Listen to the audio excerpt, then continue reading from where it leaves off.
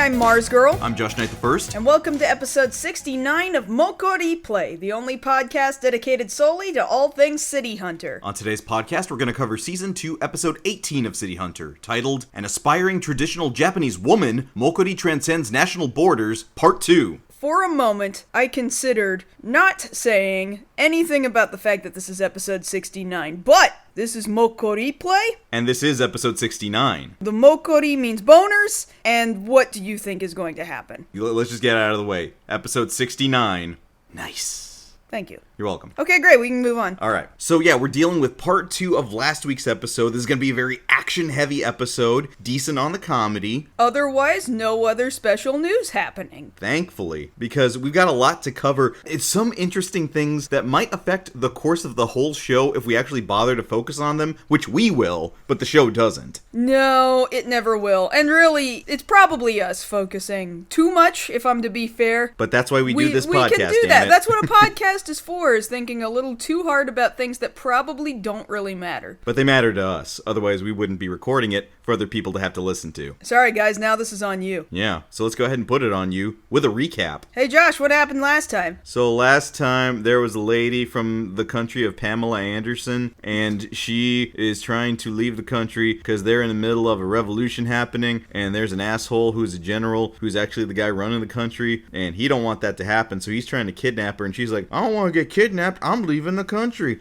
And so she comes to Japan, but then he had people try to take over her plane, and then Sayako had to show her boobies to not have that happen, and Ryo helped out with that, and then he tried to take her around Tokyo and be like, hey, you want bone? And she's like, what's bone mean? And he's like, oh, it means do well. Oh, I want a bone if that's what that means. Don't say that out loud. Let's go to the hotel district. Hey, you want to come in here? Oh, wait, don't come in here. They know me here. Somebody put up pictures of me. And that was Cowdy, and she hit him with a hammer, and they told her, you don't have to worry about nothing no more, because the revolution done happened. And now your dad runs the country, so everything's great. Except everything's not great, because the dictator who was running the country was like, well, I'm not going to stop trying to be the dictator of this country. I'm going to go to Japan, and I'm going to go get that. Now, I guess she's a princess. She wasn't a second ago. She's not really a princess. She is princess-like in position, but she does not have the formal title of princess. She is the daughter of the leader of the country, so technically speaking, yes, she is on the same level as a princess. Okay, great. I'm glad we got that covered. Anyway, he's coming to Japan now, and that's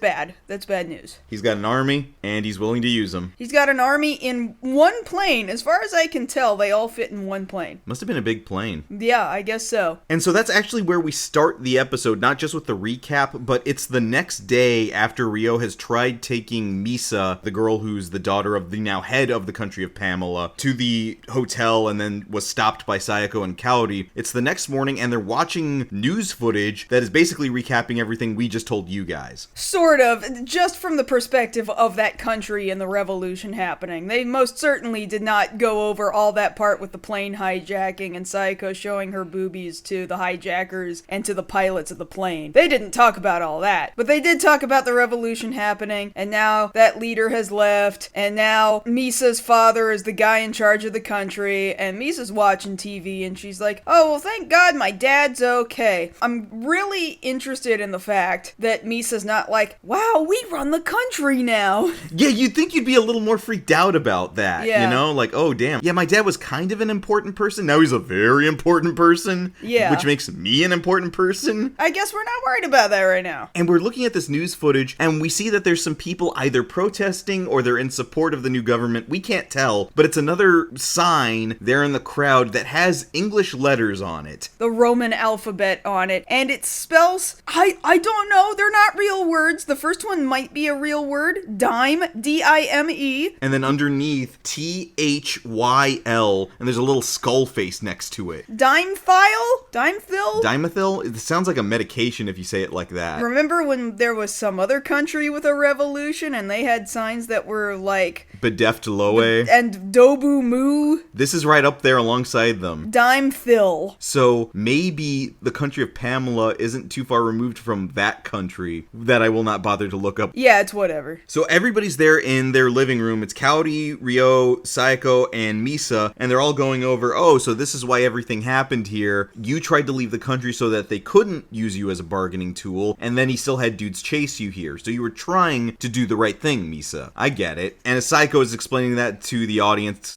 Ryo takes this opportunity to be like, well, you don't have to worry about that anymore. The news clearly said you have nothing to worry about. So why don't we go ahead and try again with that tour around Japan? And he's about to fill in with what the rest of his ideas are, but Kaori has decided, oh, I know exactly what you're gonna say. And so she just says it for him. Oh, why don't I take you around to some hotels and stuff? And Ryo's like, hey, wait a minute. I didn't say that. Who said that? And Kaori's just over here in the corner like, don't even lie. I read you like a freaking book. You see these girls, you have the same lines, you have the same game. Which is to say, little to no game, but the same every time. And Kaori tells Ryo, look, I know that's what you want, but we're not having that. We're gonna handle this the old-fashioned way, which is tying Ryo up to his bed. And he's tied into his bed under the covers? That would give me a panic attack. Well, yeah, because you get claustrophobic about that sort of thing. Yeah, because if you tuck me too tightly into bed, then I feel like I can't escape, and I genuinely start to feel like I can't breathe, even if my head is above the covers, right? And then I have to start kicking and flailing my arms like, get these sheets off me! Get them off! Get them off! Get them off! I don't know what causes it. Well, I think it's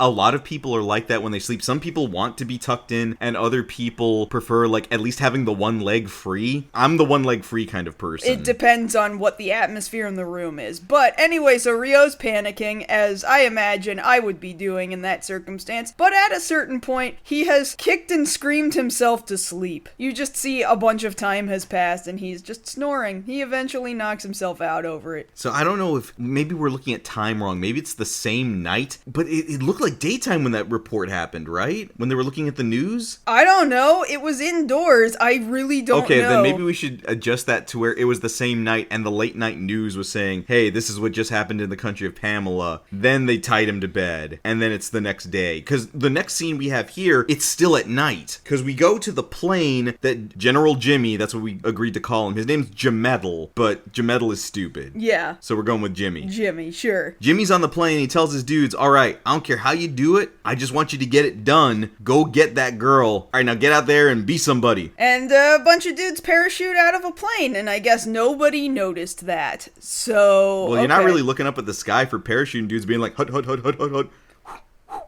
You don't think somebody would have noticed? An entire army, a whole fleet of men jumping out of an airplane and parachuting down? No one would have noticed? Apparently not. You can have a whole platoon drop out of the air at like 4 a.m. Nobody will see it. Okay, alright, cool. Anyway, they land in Japan, and apparently Japan is just like, hey, you're the dictator, and you're running away from your country. Well, come on in! Like, there's another report the next morning, and the news is telling Ryo, yeah, so we let this guy in, and he can stay for a week.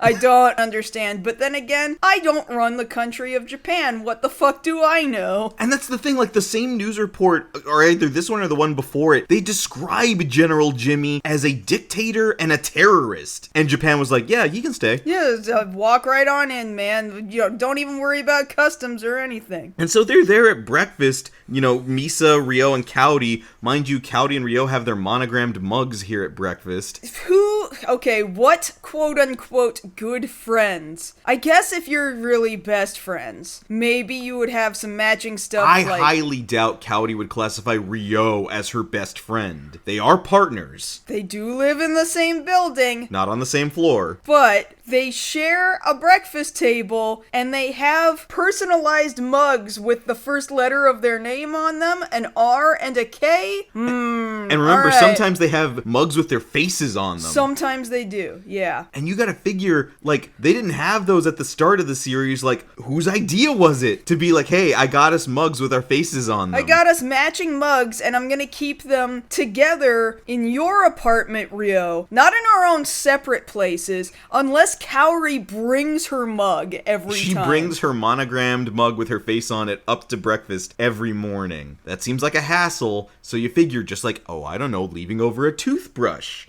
You leave the mug, and even then, what does that say about your level of familiarity? I don't know. But yeah, they're there at the breakfast table, the picnic table, because they don't have real furniture. Because Ryo's just some dude who's like, yeah, I'll take a table. Any table is fine. And so they're there, and Ryo's sipping his coffee, and he's just kind of like, this is probably bad news. We should be careful, because he's out here. And no sooner does he say that we find out, because remember, this show was made by Sunrise, the same people who brought us Mobile Suit Gundam. We find out in this moment, or are reminded in this moment, because this isn't the first time we've heard the sound effect, that Ryo is in fact a new type. Yeah, of course, we hear the new type noise a few times throughout this show, but they've done it again. They're just playing it a little fast and a little pitched up. As a reminder, the new type noise, there's this concept in Mobile Suit Gundam that new types are people who are more evolved than regular humans, and they can kind of sort of see into the future. They have some level of ESP. Yes, yeah, that's a better way of looking at it. And Ryo sees like 3 seconds into the future with the new type noise, If that's some kind of an instrument, maybe I should actually be looking up what kind of an instrument. I used to know the name of that instrument. Alright, here we go. It's Google time. New type noise instrument. Alright, I have just relearned for myself, because I'm sure I've read this before in the past, that thing is called a flexitone, and it's like this metal rod, and it's got a couple of points at the end of it, and there's a thing in the middle, like you shake it, and it goes... shake it like a bell. And I mean, you could shake it in a number of ways, and it would make different noises, I'm sure, but specifically for the new type noise, you're concerned about the... Oh, there it is. That's what it is. We all learned something today. It's called a flexitone. Not to be confused with an automaton. That's a different annoying instrument. That annoying instrument can at least make notes. Very individual specific notes. Even if they sound really annoying. And so Ryo lunges at Misa and Cowdy like, get down! As gunfire starts coming in through the window. And it's a lot of gunfire. It's coming in from a downward angle. So these guys are a ways away, because we've covered here on the show before, the location of Ryo and Cowdy's apartment is such that no buildings close by could give you a really good vantage point, so you have to be like 1,000 yards away. That's the closest building that would have that kind of shot. Sure, I mean, we've seen multiple dudes try to take shots from higher buildings farther away. We have seen this before, so this isn't new. But I think because Ryo knows exactly where the only place is that they could be shot at, it means it does give him a little bit of a heads up to, hey, there's some dudes out there, and they're gonna fire. So, even though it seems like he's seeing 3 seconds into the future, I think it was entirely possible that because of where he's sitting, he's looking out the window past the other two ladies that are sitting at the breakfast table. He might have been able to see they were about to do this. I don't know, because it just kind of zooms in on his face, and we can't really see his vantage point. They don't quite write it off as his super hearing, although you could very easily say that's what it was, because he's just that good. I just think it's both of those things. And so after a spray of bullets has riddled the apartment, we see it's two guys over on the next closest building far away, and they're all done up like, I guess, tourists, covered head to toe in Canon gear. As in camera gear. In fact, one of the two dudes is wearing a baseball cap that just says camera. Like, we get it, dude. You're trying too hard to look like a tourist. And if anybody was actually in that area, they might find them suspicious. But they won't, and we'll cover why in just a moment. So after they finish spraying the apartment with gunfire, Ryo, peeks around the corner, and he's got one of those pairs of little folding binoculars that you get at, like, amusement parks. Well, amusement parks, they're really opera glasses. And mind you, they're not the traditional kind that you see from, like, the 1800s on a stick or whatever. They're the kind that fold down into, like, a little rectangle. Like and then, a little business card size. Yeah, and then you push the little... wallet size, I should say. Yeah, and then you push a button, and they pop open, and then there's like these two lenses. There's a little latch on the side, and then it pops out. Well, it depends on the model. The models I'm familiar with, like I was talking to you about this before, my parents had like 2 or 3 of them that I can only assume were from the 70s, and they were fairly heavy duty. The metal, and they had a button, and so they would pop open, and they have these 2 lenses. So you were telling me about that. I've never seen a heavy duty pair. The only pairs I've ever seen were made of plastic. And it's not like they were big. They weren't big. Right. But they were metal. See, I would love to own a pair of metal foldy binoculars. I wish I knew where those were. I have no idea whatever happened to them. I had a pair from about 7th grade to about I think my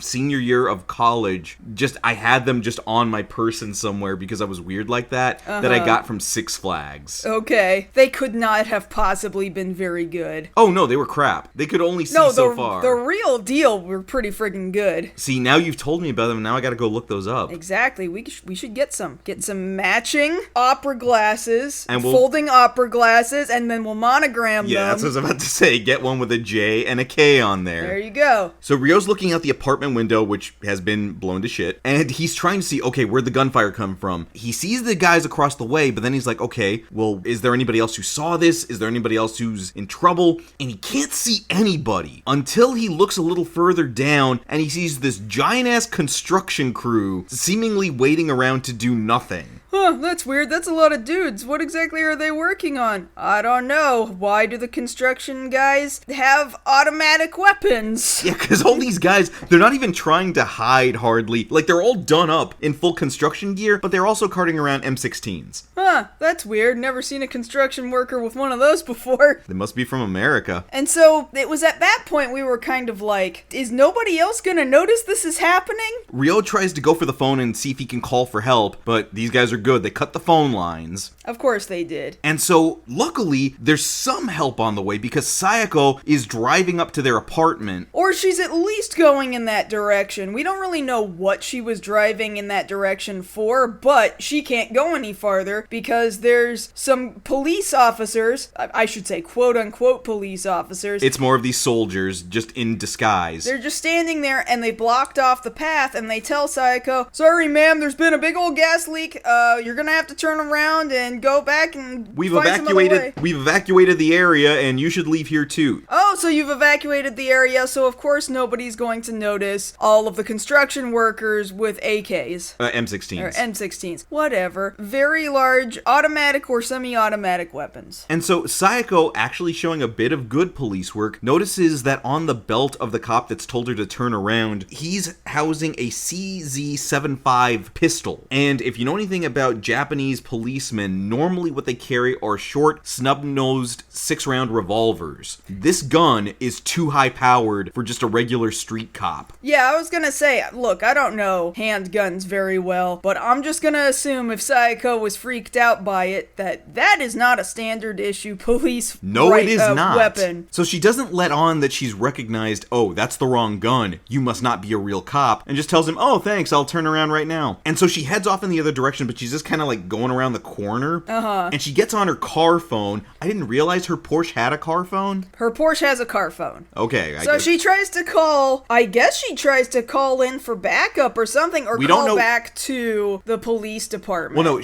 I think she tries calling Ryo, and she realizes that the phone's not connecting. She's like, damn, okay, no wonder, something's going down. So she hangs up the phone and then picks it up again and calls a different number. And she's like, hey, Ryo's in trouble, you gotta get over here. And I'm like, she cannot be calling other police because she's been keeping Ryo a secret from the rest of the police department because Ryo's not really police. He's not on their payroll and he does the dirty work that the police technically are not supposed to be doing. So she does the bad things because she's kind of a crooked cop. It just reminds me of that quote from the first Batman movie. Is there a 6-foot-tall city hunter in Shinjuku? And if so, is he working for the police force? And if so, what's he pulling down after taxes?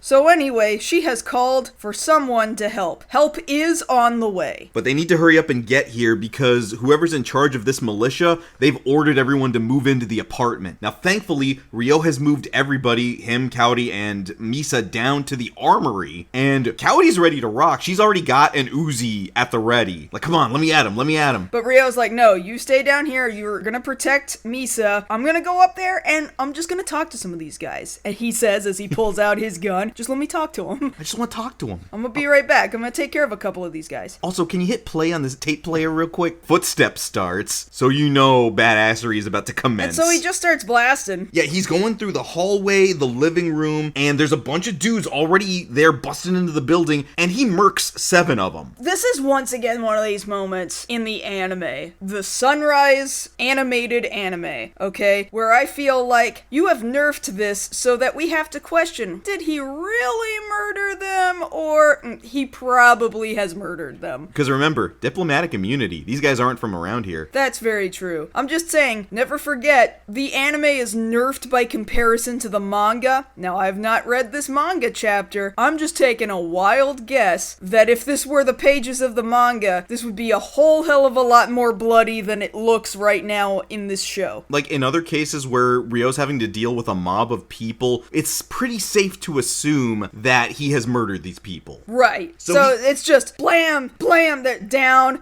down, down. You see them take hits and you see them fall down. And so they're probably dead. They're probably dead. Like, unless we're otherwise told that he's aiming to not necessarily kill, these guys are down for good. Probably. So he's chased back out into the hallway. He's still exchanging gunfire. Cool slow-mo movements. Some of it is reused animation from other episodes. He takes some cool tucking and rolling motions. And then he gets up right next to the elevator as someone is coming up the elevator. And you figure, oh man, watch your back. You're about to get hit from behind. The elevator door opens and you see a bazooka tube sticking out of the elevator. And it doesn't shoot Ryo. It does go foomp right past him though, and you see an explosion. You see the camera on the outside of the building, like there is a big explosion. And then you cut back to the inside of the building, and there's just two hard hats on the ground. The assumption here... Well, okay. Are these people dead, or did they just happen to lose their helmets? And they're just gone?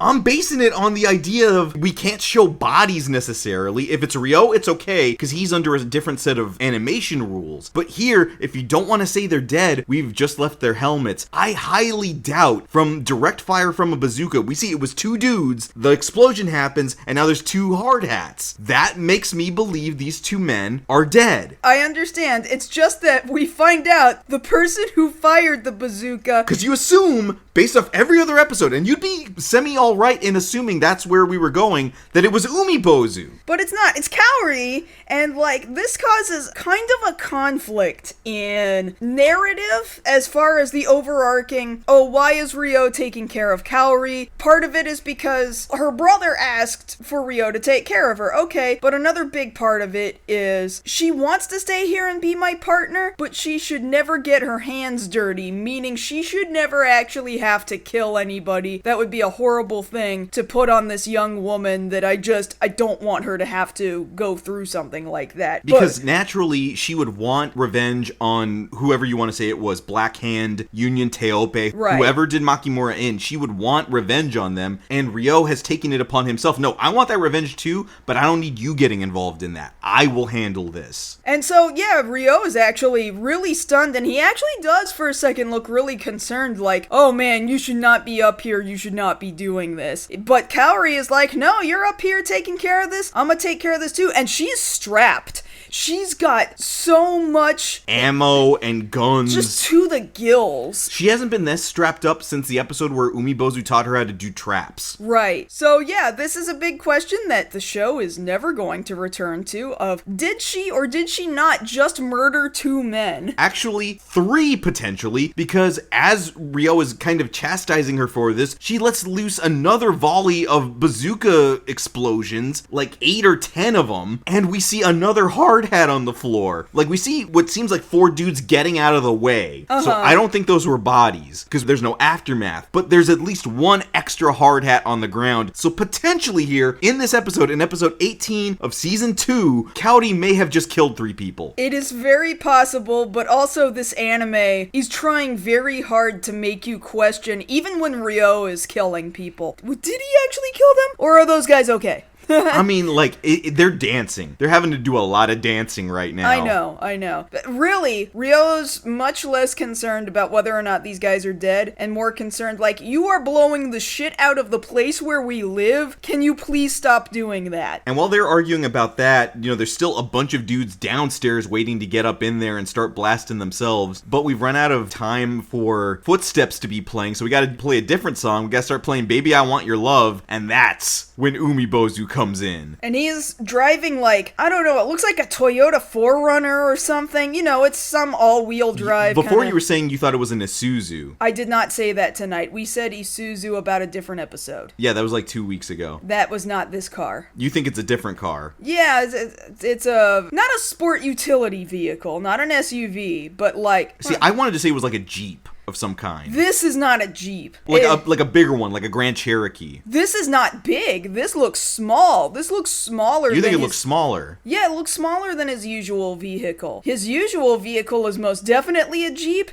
This is more like a mini SUV. It's like a smaller Bronco. Kinda like a Bronco, but not quite. It's smaller. This is like a Subaru. No, I don't think it was as small as a Subaru. Well, Subarus aren't like... Like what? Like a Subaru Outback? Something like that? Like the size of a Forester. Do they make Foresters anymore? Did they make Foresters back then? They didn't make Foresters back then. Let's just say it was a Forester. I don't think it was a Forester. Well, whatever it is, it was more boxy though. Okay, it was more boxy. And it's got a sunroof. It's got a sunroof and it's got a hatchback, I guess. Like, see, a Bronco would have had a hatchback, right? I guess. I don't know. Gotta go but look you at that. Understand what I'm saying? I get though, what right? you're trying to say. Yeah, I watched the episode too. Yeah, it's this boxy kind of, not really a truck, not really an SUV. Okay. It's definitely not a truck. No, it's not a truck because it's got coverage over the entire back. Okay, so it's got a sunroof, and also Sayako is there in the passenger seat, and they've pulled up to the apartment, and Umibozu is standing up through the sunroof, and he's firing big old grenade launchers. Yeah, he's got one of them 4-barrel ones like Arnold Schwarzenegger had in Commando. Right. And he's at least killed something like 3 people. Just foomp,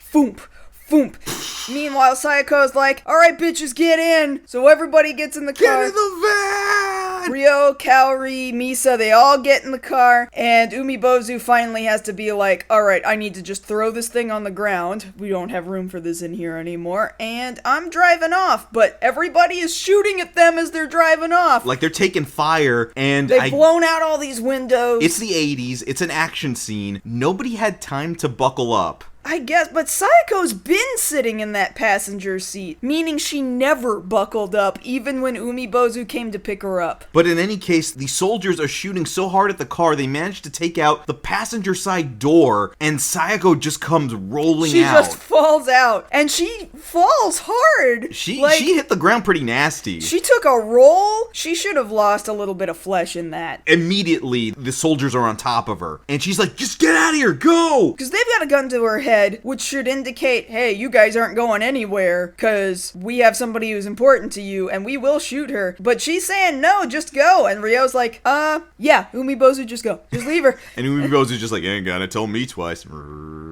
Which, I mean, it turned out that worked, because for as much as Kaori is like, Ryo, what the fuck? Even the dudes, too, the soldiers that are holding her at gunpoint are like, geez, Ryo, what the fuck? They're like, man, that was cold. So, yeah, they're like, well, clearly, if we had killed her, it wouldn't have mattered. He didn't care either way, so we don't need to kill her, but maybe she can still be used as some sort of a bargaining chip. So we're just gonna lock her up somewhere. We're gonna take her with us. Hold on. So action goes now to Umibozu's place, which has since been rebuilt since Dandy Jack blew it to hell. He's got a whole bunch of his whiskey reshelved again. 26 bottles. At least. And a 27th bottle he's working on right now. And so they're going over the case as it stands right now. Like, well, obviously they're using Sayako as bait for us to have to exchange her for Misa. You know what? Screw it. I'm gonna do it. I'm City Hunter. I can handle this. Not only will I get her back, but this will force her to have to repay me for all the Mokkori she owes me. And it's funny because he's saying that right next to Umibozu. And Umibozu's just like, he face palms and looks away like, I'm not gonna make eye contact with this guy. Even though he's in my house, I'm gonna pretend that I do not know who this is. This guy is an embarrassment. And so because he's talking about doing perverted stuff, Kaori comes at him with the 100-ton, doesn't get him. You know, he manages to get away, and Umibozu tells Kaori, hey, settle down here. You might not recognize, but he's actually being serious right now. Yeah. Which is kind of hard to tell, but I guess he is a man. Ryo is a man who is serious about his Mokkori time. Yeah, he's got his eye on the prize. That's what he's going after. And so the story now goes over to what we assume is the embassy for the country of Pamela. Why does he get to continue to have access to the embassy when he is the dictator who's who's been dethroned. Why is that a thing he gets to do? Where is he? Is that what that is? Like, is he near the diet building? We don't know where this is. So General Jimmy is getting the news that they did not get Misa, but they did get a hostage. And he's pissed. And he's yelling at his dudes, how could you mess this up? We needed her, not this other girl. But I mean, I guess we'll hold on to her. So he gets off this phone call and he's really upset. But he's gone from upset to scared because Ryo is already in this dude's room. And Ryo tells General Jimmy, hey man, I got the girl, and you got somebody I care about. So they arrange for an exchange. Okay, we'll do this exchange, but I get to decide where it's gonna be. And Ryo's like, fine, whatever, man, make the call. And so we see Sayako now, she's being held somewhere, not at the embassy. She's locked up, she's behind bars, and she's tied up with rope, but she's got some sort of a tool that allows her to cut herself free. Like, she's got a bracelet that, like, has piano wire in it. And she's slowly making her way out of her bonds. Which she does, and then somebody, like, goes to check on her, and she's like, hi, yes, I got myself free, and then kicks him to sleep, and then... she nutshots him. Yeah, she nutshots him, and then runs out the building thinking, alright, I'm gonna get out of here. Oh, there is water all around me. And I'm guessing when we're watching the episode, is she on Odaiba? And then the next line confirms they are on Odaiba. Yeah, because I was also thinking it might be Odaiba, because at that point in time, you might know Odaiba now as being a place that has that first really big Gundam on it that they have since taken down and then put back up and then replaced with the unicorn. And then they put Diversity on there, and it's got the big old Ferris wheel, and it's got... Or if you like Digimon, you know Odaiba. Or it's got the Sega Joypolis, it's got a million really cool fun things to do, but at the time when it was first being built and first being imagined, that is not what it was for. There was basically nothing there. It's a man-made island. It was built for a bunch of batteries, not all of which ever fully finished getting built. Like defense forts, not like power cell batteries. Yeah, really, really large batteries. And so that's the function it had for a really long time. So this story right now takes place in 1988. It wasn't until 1996 that development really started happening on Odaiba, and it started being built upon and growing to what we now know as this big entertainment hub. Yeah, nothing there in 1988. It's not gonna be cool for like another 8 to 10 years. Also, weird thing to point out, because we had to point out the nipples last week, it's interesting that the animators felt that when Sayako goes for the nut shot, there's a panty flash. Because it's Sayako, and when it's Sayako, it's okay to be a little bit lewd with her, I guess. I think that's just what the animators have decided is okay in their rule book. So Kaori and Ryo have gotten word that this is where General Jimmy has agreed that he wants the exchange to go down, and Ryo is trying to broach the subject with Kaori. I have a plan, but it involves you, like we've done in many other episodes, dressing up as Misa for the exchange. Although Ryo actually doesn't say it out loud, Kaori has to guess that that's what he's thinking, and she's right, that is what he wants out of her. And Ryo's like, are you really sure about that? I'm not gonna force you to do it. I would like you to do it, but it is dangerous. And Kaori's like, are you kidding me? I was ready to die the minute I became your partner. And she says it with this kind of like, not smugness, but this like certain look on her face. Like there's a half smile there. Like, no, I'm not kidding. I'm serious when I tell you this. And yes, this means something to me. Because we're at this point now where they've been partners now for over a year and a half. And so that relationship between the two of them isn't just nothing anymore. Right. So for Kaori to say something like this, more so than Ryo, it speaks to a level of kinship and familiarity that goes beyond just, oh, we're working partners or roommates. It's meaningful, but also I think it comes with layers, because she might have been willing to die because this was the job her brother did, and he died in the line of performing this job. So it could be, I think it's a combination of two things. I think it's that it's her family participated in this job, and this is how they died, but also she's become used to and acquainted with Ryo, and now she would do anything with him. Now it's that old, it's a song from My Fair Lady, I've grown accustomed to your face. Yeah, that too. That stupid ass, perverted Mokkori face of yours. Yeah, you know the one, that one. Yeah, that one. And so they're kind of having a moment right now. And so Misa decides to ruin it by busting in like, no, don't do that. I was eavesdropping. I'll go. And then Ryo's like, oh, okay, fine. I mean, if you're cool with it, I mean, sure. I mean, we'll go with you. And Kaori's like, no, we really should not do that. And Ryo's like, no, let's do that. But Kaori's like, okay, we'll do it, but I'm going with her. And then everybody decides, all right, we're all gonna go. They get in the Jeep, which has a weird, you pointed out there's something on the keychain. Yeah, there's some word that's not really a word. What did it say again? It was bonds? Well, it's the letters BONZE,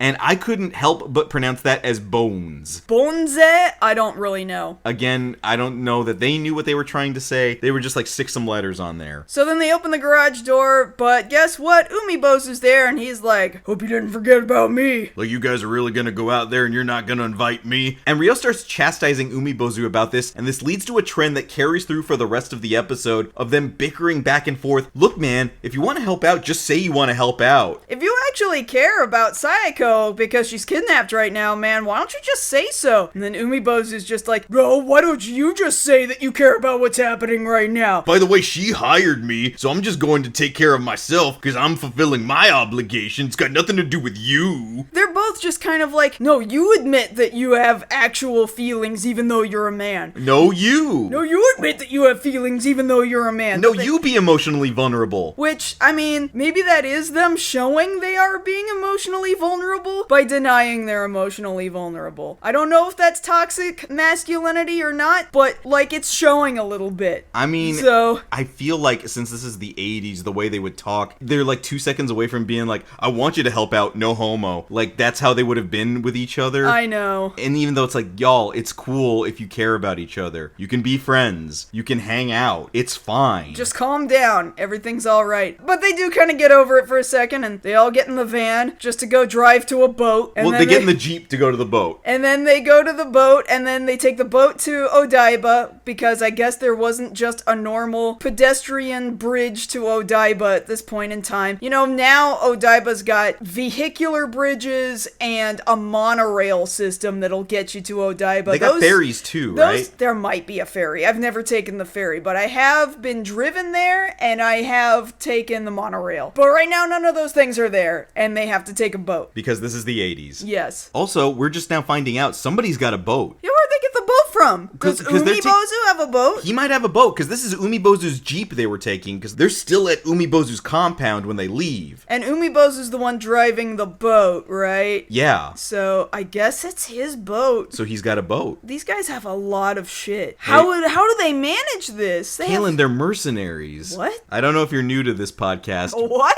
But these guys make money off killing people. What? Did he get paid for all those people he killed in his apartment? Did he get paid for all those people he murdered in the building?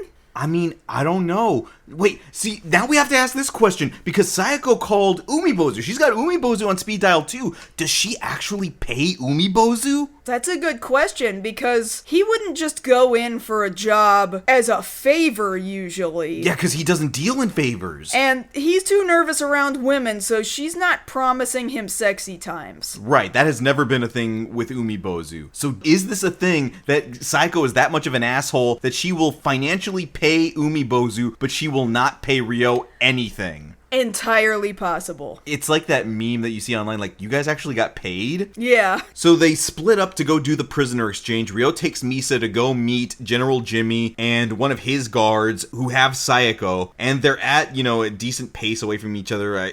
Let's just guess 100 yards. And we see that Ryo is in the scope of one of the soldiers who's under General Jimmy's employ, but he gets taken out. He's just kind of put to sleep, like, just knocked out, and Umibozu will just knock out a lot of guys here in a little bit. Like, he knocks him out and then takes his gun. Right. He's got Cowdy with him. So then they're lined up for this exchange to happen. Alright, we will give Misa to you. You give Sayako to us. Okay, we're gonna send them both across to each other at the same time. Alright, go. And the exchange happens. Okay, that seems pretty normal. Goes off without a hitch. One person comes over to the other side and vice versa. And as they just kind of grab Misa, because, I mean, why wouldn't they? That's what this is for. Now they've got her. Then this Jimmy dude kind of gives the hand signal for somebody to open fire on Ryo and Sayako and everybody else over there. But nothing is happening. And the hand signal doesn't seem to be working, so he's like, what are you waiting for? Fire! And Ryo's like, hey, did you hear that? The guy said fire. And so Umibozu's like, okay. And so Umibozu starts blasting. He just starts blasting. And he just starts shooting at General Jimmy's feet, making him dance a little bit. And General Jimmy's like, what the hell, man? Where's all my dudes? Oh, they're all knocked out. They're just asleep. These are people that have not been killed. I know a lot of people in this episode are probably dead. But these people explicitly are not. They're just asleep. Umibozu just kicked them to sleep with Coyote's help. But one guy is left over on Jimmy's side. One officer is still left, and he screams, oh my god, what'd you do to all my men? And he starts rushing over to Ryo's side of the field. And both Umibozu and Ryo at the same time are like, I'm not fucking with this. And they both blast this guy away. Like, at first you see Umibozu, he's shooting from the hip, and he just lights this guy up. But then at the same time you hear the loud gunshot from the Magnum, and this guy is dead. Oh, surely, yeah, because two men just shot him at the same time. And it was real fast, and it wasn't done with a lot of bravado on the animator's part, right? It was just done like, oh, this is just a thing we're gonna do. Blah! And there he goes. About as quick as Indiana Jones shooting that one guy with the swords. Just unceremoniously, blam, blam, blam. And then it's over, and then they start bickering over which one got the kill shot. That was I got the final shot in. No, you didn't. It was mine. I lit him up. No, you didn't. Hey guys, can you stop fighting for a second and put your weapons on the ground? And Ryo's like, okay, I'm gonna put my weapon on the ground because otherwise Misa's gonna get shot. And Umibozu's like, I'm not gonna do that because if I put my weapon on the ground, then they're just gonna shoot us. And then they start fighting about that. Put it down. No, I'm not gonna put it down. And Sayako and Coyote are just looking at him like, these two dumbasses. And so while they're bickering, Jimmy takes it upon himself to be like, well, if they're not gonna put their guns down, but they're not looking at me, I'm just gonna go. I'm just gonna bite this guy's arm who's holding me at gunpoint. Oh, no, you're right. Misa takes this opportunity while they've distracted everybody to bite the arm of the dude who's holding her. Which, like, he yelps in pain, but he's still got a gun and could still shoot her. Mind you, he's got a Luger. And what is it with the bad guys in the show always using Lugers? Lugers mean you're a bad guy. That's just what that means. Lugers are the bad gun. Unless you're Lupin the Third. He has a Walther. Is that no, you're right. You are right. That's a Walther, not a Luger. The theme song says so. It does. It's in the ending theme song. You know, they exist in the same world now. Oh my god! So Misa bites the guy's arm. She gets free enough for both Ryo and Umibozu to shoot this guy, who only gets grazed on the shoulder. And they're both fighting over who got that shot now. I grazed him. No, I did. No, I did. Well, anyway, they're fighting, and yeah, now this is when he leaves. You're right. Jimmy's like, I'm just gonna get out of here. I'm gonna go get on my helicopter. Get to the chopper. I'm gonna retreat, and I'll be back. But Ryo's like, well, we tried to stop him, knowing there's probably something else wrong. And there is, because Umibozu apparently did some other kind of shit without him looking to this helicopter. Like, at some point off camera, he dicked with everything. All the bolts on the chopper, and in midair, it just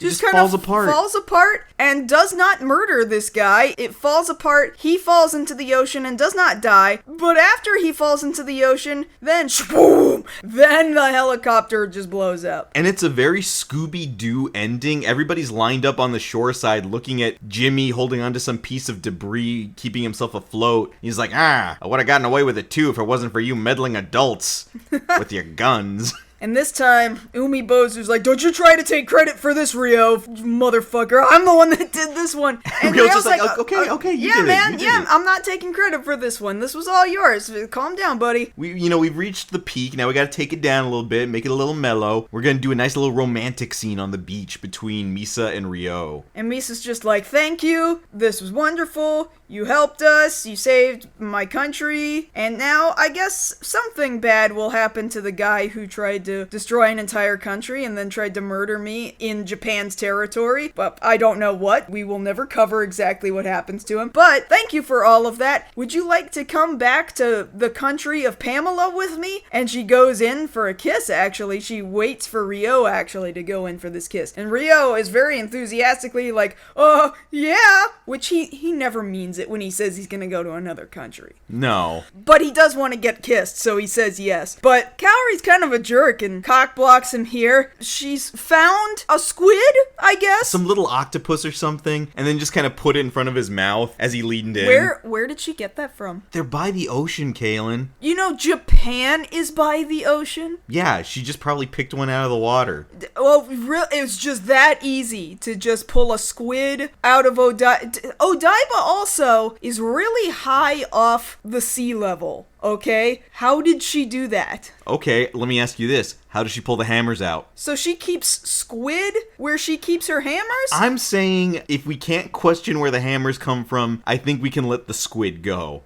Anyway, so she cockblocks Ryo here. For no reason, because the other girl is an adult, okay? She's a woman. She can handle this, and she asked Ryo, come with me, and she wanted him to kiss her. And Kaori's just like, well, no, not gonna let that happen. And, you know, Ryo is being real nice to her, too. He's like, hey, remember, you're half Japanese. This place is tied to you. You can come back and feel at home whenever you want. And that's when she leads him in for the kiss. Like, they were having a moment. It was consensual. It was on the level. Yeah, calm down, Kaori. Nothing bad happened. Stop this. You want something, just ask him, damn. And so it's time for her to leave. We head over to the airport, and we see the left side, the pilot side. I mean, I know there's pilots on both sides of the plane, but we see the left side of the plane that's going to take Misa back to Pamela, and we see that it is correctly spelled out on the left side of the plane, Sunrise Airlines. Because we did comment on this the other episode, like, oh, they never correct the spelling of Sunrise Airlines. But I had to figure, you know, I bet you, when the plane actually fully takes off, they're just gonna reuse that same animation, and they've still not fixed that spelling. And you know what happened? That's exactly what happened as it took off. But before it takes off there, you know, Misa has gotten on this plane. She has been sent off by Kaori and Sayako, and she's just real sad because the plane is taking off because I guess Ryo didn't actually walk all the way up to her terminal. She didn't walk her to the plane. To the terminal, which is the thing you used to be able to do. Yeah, remember when you used to be able to do that? I walked my dad up to a terminal once. That was a very long time ago. That was the 90s. Yeah, that was before other stuff happened at airports. Boy, yeah. And so, as the plane is taking off, she's looking out the window wistfully like, oh, if only he could have been here to see me off. And then this image of Ryo flashes in the window real quick. And it's like, it's like a jump scare. Yeah, the plane is already moving. So it's not like he walked up to the window and just wanted to say hi real quick and then left. He, like, astral projected himself to the window and, like, sent her a psychic message. Because she's like, I understand, Ryo. Japan needs you.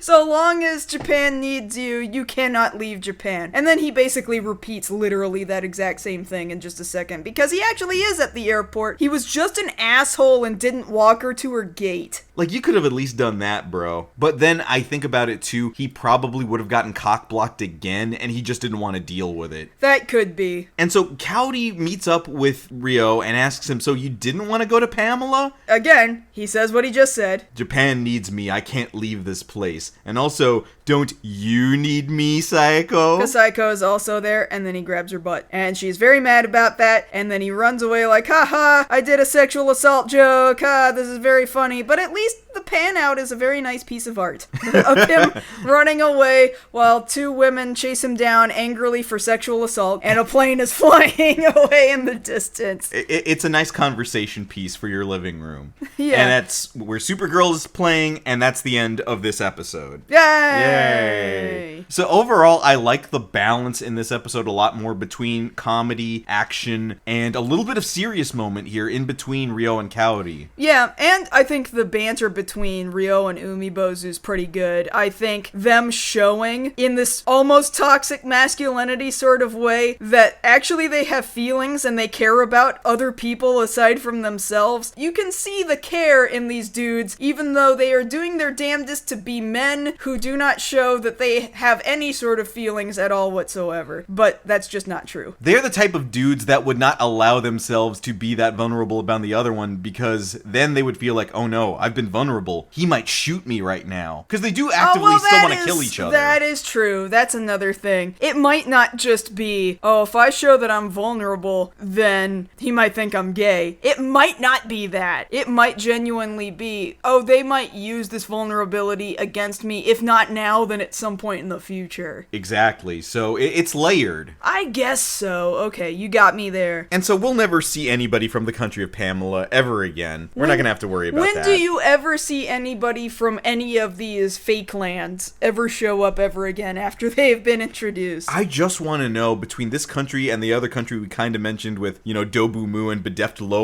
where are these guys getting their language from? They've picked a language with a Roman alphabet. That's all I know. I actually, at some point in the future, want to go back and count and name all of the fake lands, if only because I do believe I'm going to be doing a City Hunter related panel at Delta HCon in Houston this summer. And so I think it would just be really funny to go make a list of, and here are all of the places that we have seen before in the past. Guatemala, Pamela.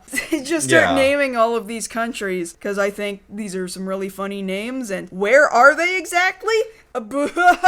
Where in the world is Guatemala? Your guess is as good as mine. So next week on the show, we're going to be talking about an old perverted man who's got a lot of wine and has a thing for Cowdy. Which probably is just a replacement for his wife? I don't know. I barely remember this episode. I gotta be upfront. I don't remember a damn thing about next week. But we just gotta get through this, because the most amazing, probably should have been series-ending episode comes up not long after this next one. No. That's later. That's much later. But we do have a very important episode coming up. That's what I'm saying. This episode coming up wasn't going to end the series, but it definitely does change a lot of the dynamic about how you look at Ryo and Cowdy's relationship. That's what I'm telling you. I'm saying it should have, but it didn't. But it's coming. It's coming. So stick with us, and we'll get there. Yes, come back next time when we cover the 19th episode of City Hunter 2. Cowrie takes a great active role. Cheers with the memorial wine. And if you want to catch us outside this podcast, you can always find us both over on Twitter. For now, I'm at JoshKnightTheFirst. And I'm at MarzGurl. Thank you all so much for listening to our 69th episode of MokkoriPlay. Nice. And if you don't come back next episode, I guess I'm gonna have to put up with some creepy old man.